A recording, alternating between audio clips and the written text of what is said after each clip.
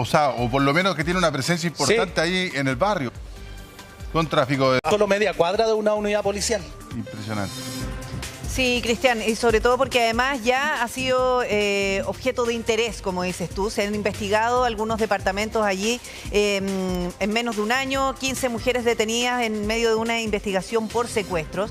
Por lo tanto, estamos hablando de una situación que es tremendamente grave cuando no se trata solamente de un delito, sino que además hablamos de varios delitos y dentro de eso, parte de los delitos más graves que nosotros tenemos en nuestro país y que se han incrementado en el último tiempo. Estamos aquí en el estudio con Pablo Álamos, periodista de Tele 13. Muchas gracias por venir, Pablo. ¿Cómo están? Pero Pablo, resulta que aquí, cuando hablamos de secuestro, quienes, y rápidamente los relacionamos, el crimen organizado, es el Tren de Aragua. Y la vecina decía que, mira, a veces los rumores, en cuanto a lo que conversan los vecinos, no sé si tienen antecedentes tan contundentes, pero relacionan parte de lo que ocurre en ese edificio con el Tren de Aragua. ¿Será tan así? Hay que mirar entre medio de las ramas, ¿cierto? Porque son muchas las bandas criminales que se aprovechan de estos nombres, de estas megabandas, para poder seguir cometiendo ilícitos. Entonces, cuando uno puede llegar a ver quizás de repente que hay 100 causas investigadas, la verdad es que detrás de esas el Tren de Aragua podría estar en 10, 15, pero no en las 100. Entonces, por eso hay que tener cierta cautela con respecto a qué es lo que sucede. Lo que sí es que los secuestros, el sicariato, son delitos que antes en nuestro país notación de un tipo de criminalidad distinta. Ahora, hay una banda que... O sea, lamentablemente han venido llegando bandas, digamos, de crimen organizado a nuestro país. Se habla mucho del Tren de Aragua, pero también habíamos empezado a hablar y escuchar de los pulpos. Exactamente. Pablo. ¿Y quiénes son los pulpos? A ver, los pulpos es una banda de peruanos que tienen su origen en la ciudad de Trujillo. Ya. Es una banda que tiene por lo menos unos 20 a 30 años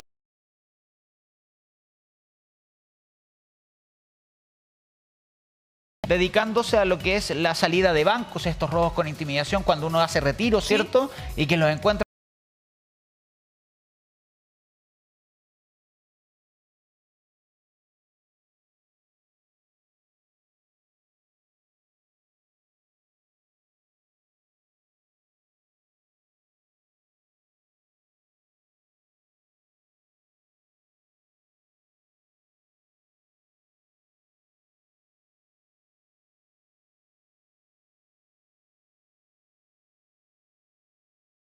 Pero el Tren de Aragua, los pulpos, espartanos, chotas, colombianos, entre otros.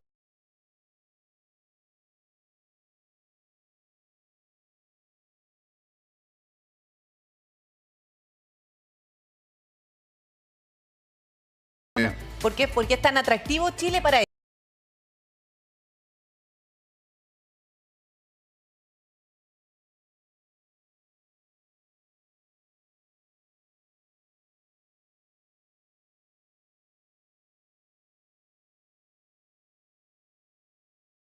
Año 2022. Y eso tiene que ver con Trujillo. Hay una escalada de violencia que en el último semestre del año pasado no se había visto en Perú. Empezaron nuevamente los secuestros, empezaron nuevamente los sicariatos, empezaron nuevamente las extorsiones. Ya. Y de ahí alguien puso énfasis en que Johnson Smith Cruz Torres, que es el más chico de la generación, había tomado el liderazgo.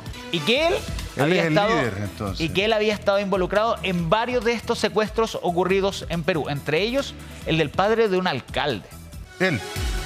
Él es Johnson Cruz Torres, 26 años. Por eso es que 26. genera y llama mucho la atención su violencia. Pero ¿qué poder puede llegar a tener una persona de 26 años que uno imagina si está recién partiendo? En Perú muchísimo, pero según lo que nosotros hemos conversado. Tiene un círculo de protección que me imagino a lo mejor parte de la herencia. ¿Padres, familiares dedicados a esto? Exactamente. De hecho, algo de lo que no se logran explicar en Perú es si él está delinquiendo a razón de lo que su padre, que está encarcelado en Perú, le está diciendo, o si tomó riendas propias. O sea, es el títere del papá. La gracia de esto es que nosotros no es que lo estamos siguiendo a través de redes sociales o de artículos que aparecen en la prensa, sino que hemos podido conversar con autoridades peruanas, generales de la Policía Nacional de Perú, fiscales, el fiscal jefe de Trujillo, que hace 2 años lo están siguiendo. Johnson Cruz Torres ¿Pero fue acá capaz... se ha visto, se ha detenido o la policía peruana cree que está acá? Todos lo ven y nadie lo ve. Eso es lo que podemos decir. ¿Cómo? O sea, cada vez que hay un delito en el que se involucran a los pulpos, a lo menos 2 testigos dicen Johnson y otros 3 al momento de ir a prestar declaración a la PDI, niegan todo. No tenemos idea, no lo hemos visto, etc. Mira, para que entendamos quién es este sujeto, les podemos contar que el año pasado fue capaz de fingir su propia muerte en Perú, con documento oficial. No te puedo Estuvo creer. para la policía peruana y para la fiscalía a lo menos 4 meses fallecido. Ya, pero ¿solamente para conseguir ese documento o fingió su muerte con un funeral? No, consiguió el documento, pero que es más difícil aún. O sea, tú podrías haber Controlan fingido un las funeral. instituciones. Nadie te da más. Bueno, estábamos acá con Pablo Álamos, periodista de Tele 13, investigador también, y que nos daba cuenta de cómo operan esta banda que viene desde Trujillo, llamada Los Pulpos, que actúan preferentemente en la zona norte de Santiago con el delito de extorsión, principalmente, ¿no es Principalmente. cierto? A comerciantes extranjeros y principalmente peruanos también, y que tienen una forma de operar que es bien llamativa. Son capaces de amenazar a familiares que están en el Perú. Y el señor que usted está viendo ahí, Johnson Smith Cruz Torres, estaría en nuestro país. Una especie de fantasma que fingió su muerte en el vecino país, pero que la policía peruana indica que estaría operando acá. Esta es la nueva generación de los pulpos porque los padres, los fundadores, están... Uno de ellos fallecido, los uno otros fallecido y otro encarcelados. encarcelados Así. en el vecino país. Encarcelados, pero actuando igual. Actuando O sea, igual, los teléfonos siguen estando, no un problema único nuestro, ¿cierto? Están en todos lados. Y tenemos lo habíamos dejado planteado antes de irnos al corte. ¿Cómo operan? ¿Qué tipo de delitos se ha podido percibir, digamos, gráficamente qué es lo que hacen y cómo operan? A ver, lo comentábamos minutos antes. El delito base es la extorsión. ¿El por qué? Porque ellos no son de acá. Ellos necesitan ir avanzando en cuanto a territorio para poder después, una vez controlados estos sectores, estas villas, estas poblaciones, poder quizás avanzar en otro tipo de delito. Tráfico de droga, me imagino. Pudiera haber, pero por ejemplo en Perú ellos, extorsiones, secuestros, sicariato, drogas, armas, y hay uno que llama la atención y es que ahí es donde hay que tomarle el real peso al tipo de banda del que estamos hablando y conversando. Eso en cuanto a la cantidad de dinero y plata que pueden llegar a obtener. ¿Por qué? Porque en el norte del Perú, en Patás, que es un estado, un lugar sin ley, según lo que dicen, hay minería ilegal, extracción de oro. Ah, claro. Entonces, según los últimos reportes de nuestros colegas en Perú, los pulpos ya se hicieron parte de. No te y puedo conviven creer. junto a otras bandas colombianas, venezolanas, y ellos tienen en el norte del Perú al menos eso negado. Pero Entonces, qué Y esto versatilidad. que estamos viendo acá en pantalla, esto yo me acuerdo que era un comercio de un extranjero. Sí, un Mira, peruano. nosotros lo que intentamos hacer es que, si bien son los últimos 3 hechos que han ocurrido ligados a la extorsión, en los cuales han habido videos, se han podido entrevistar a las víctimas, quienes pudieron contar, es que, como les decía yo, hay que ir viendo cuáles pudieran llegar a ser y cuáles no. Mira, Y hay varios puntos que tienen en común esos últimos 3 delitos. Mira esto, mira esto. ¿Cuál es la gracia de esto? ¿O cómo es? ¿Este es el principio? ¿Ese es el final? Pudiera llegar a decirse que es más bien la parte del medio, ¿no? En el sentido de que primero lo que hacen es empezar con los mensajes vía WhatsApp a las personas dueños de estos locales comerciantes. Comunícate con nosotros, tienes que empezar a pagarnos por protección de quién, de nosotros mismos, entre montos que van desde el $1.000.000 hasta los 15 millones de pesos. Después de eso, empiezan con los llamados extorsivos, empiezan con videos, con grabaciones. Oye, ¿no me crees que yo que me conseguí tu número solamente porque apareció en WhatsApp? Bueno, no, te envío videos también de dónde está ubicado tu local comercial y de tus rutinas diarias. Si esos pagos no son presentados en el momento y en los plazos que ellos indican, eso es lo que ocurre.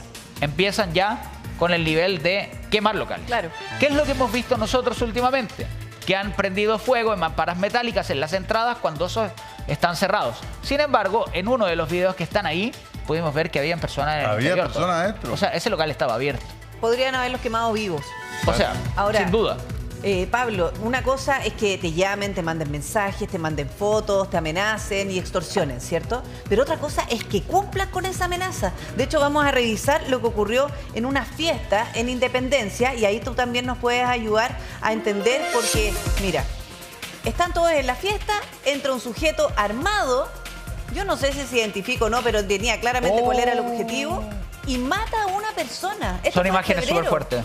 Son imágenes sumamente fuertes y que también llaman poderosamente la atención en el sentido de que uno pensó y creyó que ahí había ocurrido algo en el sentido de este no me pagó, este sí, este no. Fue solamente porque le tiraron una botella. Dentro de la fiesta ocurrió una pelea mínima y se encontraron justamente con dos sujetos que están ligados sí o sí a los pulpos. Y esa es una de las labores que ha hecho la PDI. No solamente la Brigada contra el Crimen Organizado, sino que también la Brigada de Homicidios, las brigadas de investigación criminal, todos están atentos a lo que ocurre. Claro. Entonces, debido a ese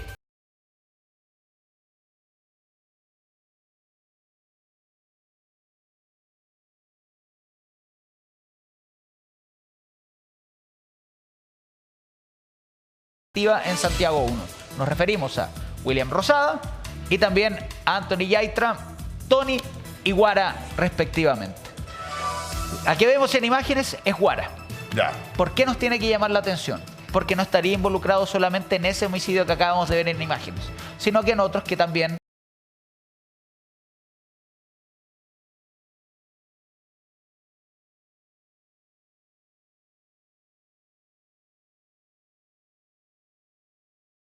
a un costado fue dejado un cuerpo envuelto en una frazada de un hombre con 3 disparos. ¡Oh, qué horror! Nacionalidad peruana. ¿Cómo es que llegaron a establecer que ese sujeto que usted ve en pantalla, junto al otro que disparó y que lo veíamos en las cámaras de seguridad, Tony, fueron los responsables de aquello por un seguimiento de cámaras? Entre testigos y cámaras. Cámaras de toda la autopista TAC peajes en donde se podía situar un vehículo y también los rostros de estas dos personas que iban, el piloto y el copiloto respectivamente, con su víctima ya en la parte posterior del mismo. Son trabajos de joyería y por esa detención es importantísima, porque no están deteniendo a personas que están en la base de esta organización criminal, sino que eran dos que estaban bien arriba y que eran incluso, según los testigos, dos de los más violentos, los que no tenían problema en disparar tanto a enemigos, Mira, como a miembros de la propia banda, que quizás traidores hubieran... Claro. No, ni siquiera traidores.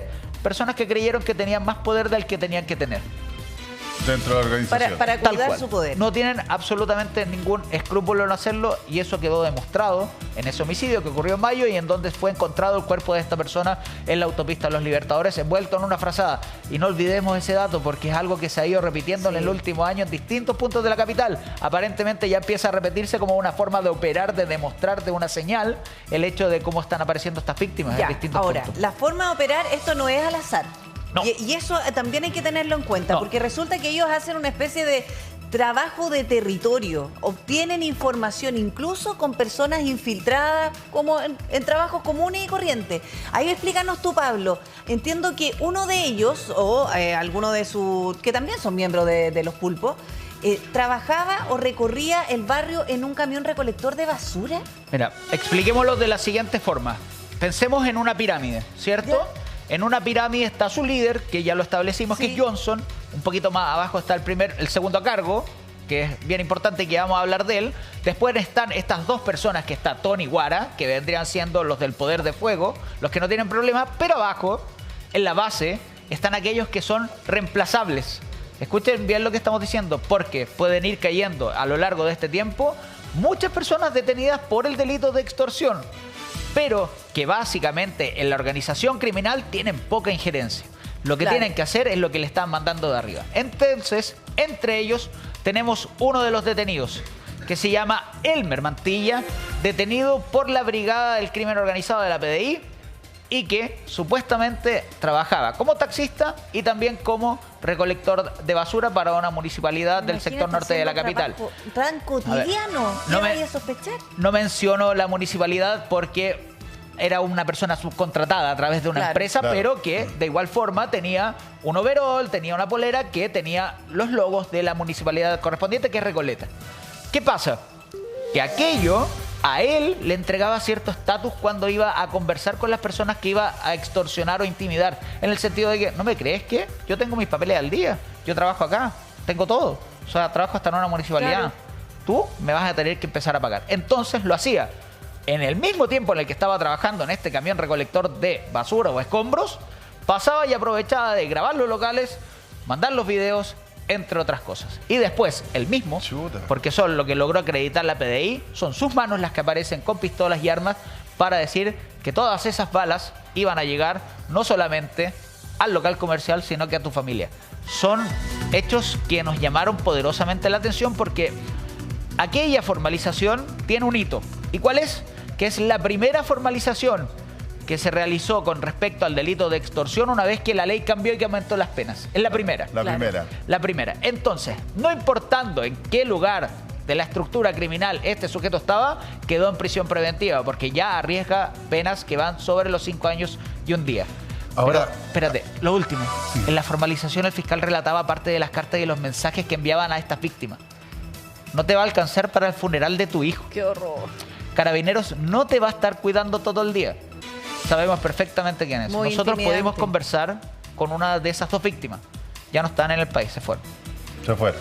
Es que se fueron porque las amenazas realmente llegaban a un Claro. punto que no solamente era con la quema del local, sino como les explicaba yo, con la familia, no solamente en Chile, sino que también en Perú. Y ahí, la cosa y cambia. probablemente ahí también la característica de cómo actúa esta banda. No te amenaza solamente con lo que con quienes viven en tu casa, Exactamente. con tu familia, los familiares más íntimos, sino también con quienes viven en Perú. Es que ahí es cuando cambia, porque hemos visto muchas de las extorsiones que tienen que ver cuando pasa por afuera de un local comercial y sale un número asociado quizás como en el anuncio del el nombre del local, ¿cierto? Entonces empiezan, yo sé que eres el dueño de Pablito Los Palotes, Abarrote y Botillería, no tengo idea, ¿cierto?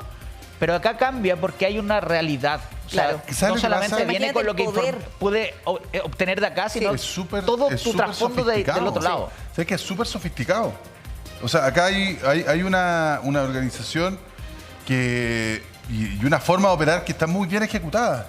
Primero, tenéis que tener información de inteligencia. Sí. O sea, claramente. Este señor que tiene de nacionalidad peruana, que tiene un minimarket en esta esquina, ¿quién es? Tal señor. El teléfono.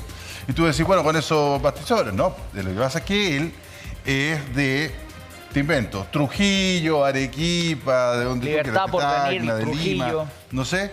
Y tiene familia allá, y que son este y este. Entonces yo me contacto con la célula en Perú, averiguan sobre esta familia. De todas maneras. De esa familia te llegan las fotos, te llega la información, te llega a qué colegio va, con quién cuida la casa. Pero además, toda esa información de inteligencia Es muy la tenéis intimidante. que hacer carne en terreno. ¿Cómo?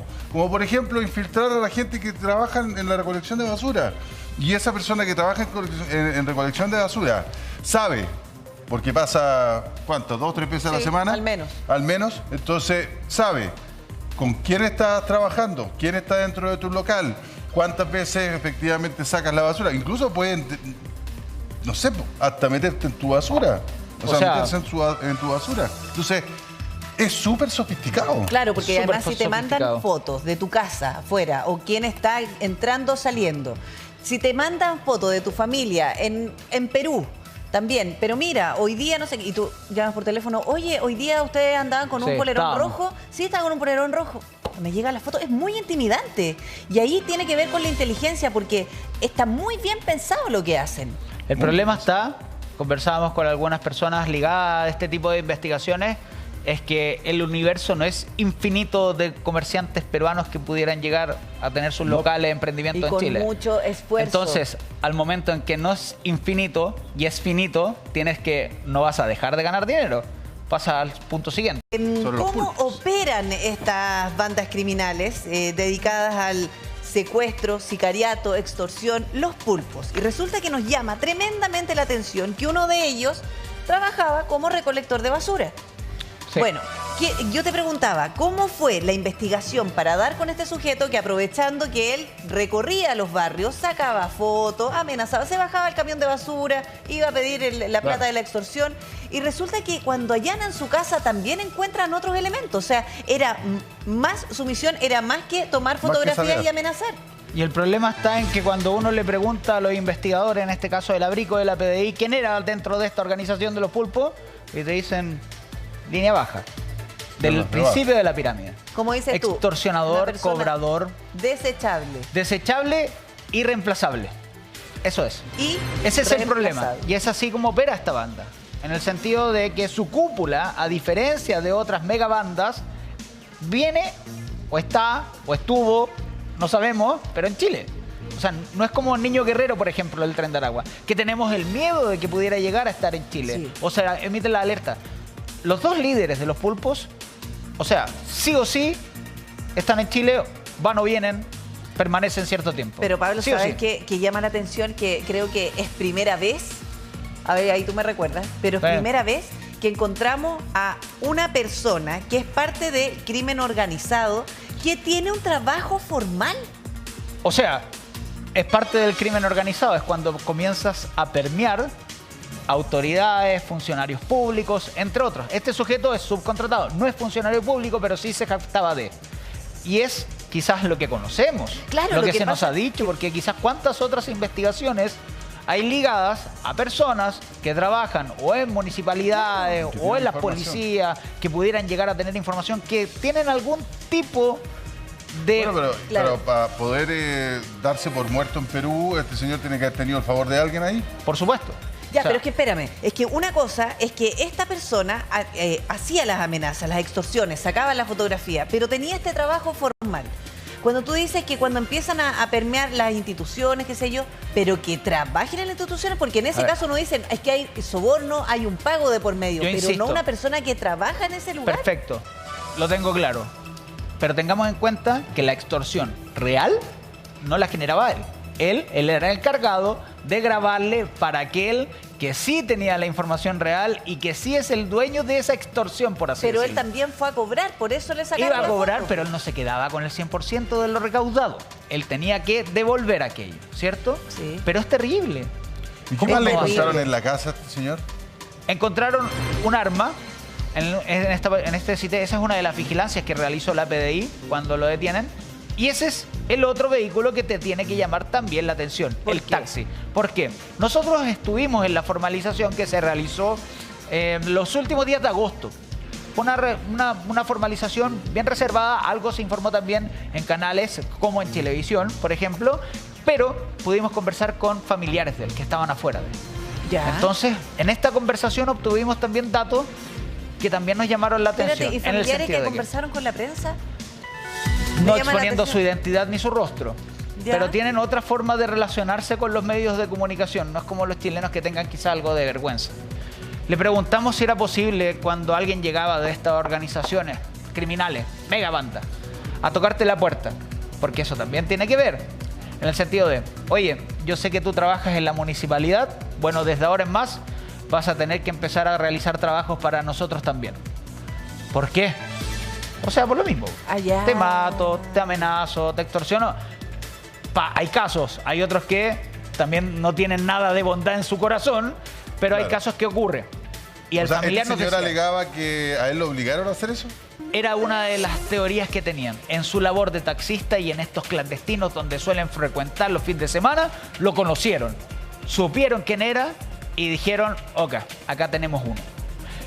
Eso es lo que dice él en su declaración, que él cometió todo esto obligado y extorsionado también a su vez por los pulpos. Es lo que dicen, pero es una forma. Es que además el tener un trabajo formal lo hace ser un sujeto, no sé, como... Un poco investigable. Es que integrado, menos sospechoso, esa es la palabra. Claro. No levanta sospecha. Porque Exacto. tiene un contrato formal, trabaja, ¿y cómo se te va a estar dedicando a esto que es tan atroz? No, y lo hacían en el camión de la basura. Po. Entonces, cuando él se defiende diciendo eso, pucha, uno tiende a creer.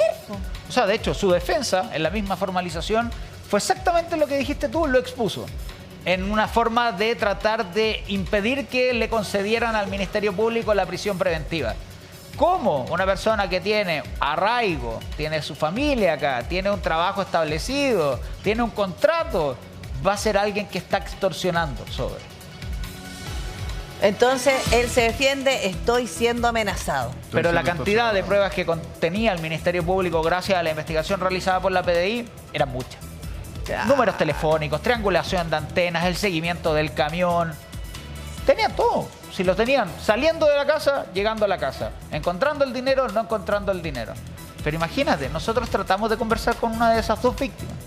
No hubo posibilidad. Todo en off. Pablo, Qué bueno que está haciendo la pega las autoridades en Chile. Sí. Pero yo no me puedo volver a exponer. Qué ganas de poder llegar a tener mi local comercial como lo tenía, en una avenida Sí. principal de Santiago de un Chile. lugar Pero no soñado. puedo. No pueden. Pablo, ¿y estas detenciones debilitan esta organización o siguen actuando? Según nosotros, las ha debilitado, porque las detenciones que ha realizado la PDI son importantes. Sobre todo aquel A los dos conocido pistoleros. como Tony y como Guara. Los pistoleros de Independencia. Ya. O sea, una vez que los detuvieron, varios de los que estaban alrededor, quizás en esa segunda franja de la pirámide, escaparon o no están o se han mantenido Se en quedaron sin silencio. cabeza. No sin cabeza, porque conversamos la semana pasada con el fiscal peruano para preguntarle si tenía alguna actualización sobre Johnson, qué estaba, dónde estaba, y nos entregó bastante y también pudimos constatar algo bien cierto. El 1 con el 2 de los pulpos en Chile se pelearon. ¿Se pelearon? Se pelearon. Tienen un problema. Ya, teoría. ¿Qué trajo eso? ¿Una debilitación o una ampliación de su campo de acción? Eso es preocupante. Y lamentablemente trajo porque consigo se una multiplica. ampliación. Ya no están solamente en el sector norte, porque allá controla Johnson. El 2 tuvo que salir y buscar otro lugar. Ay, Y está mala cosa. en otras comunas que será materia de otro reportaje quizás pronto.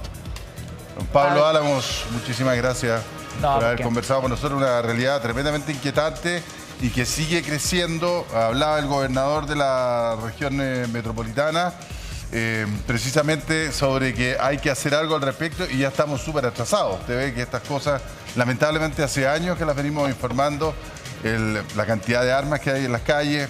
Resulta un adolescente de origen colombiano muerto en un departamento. Sí. No sabemos en qué circunstancias. Ojalá que esa investigación avance.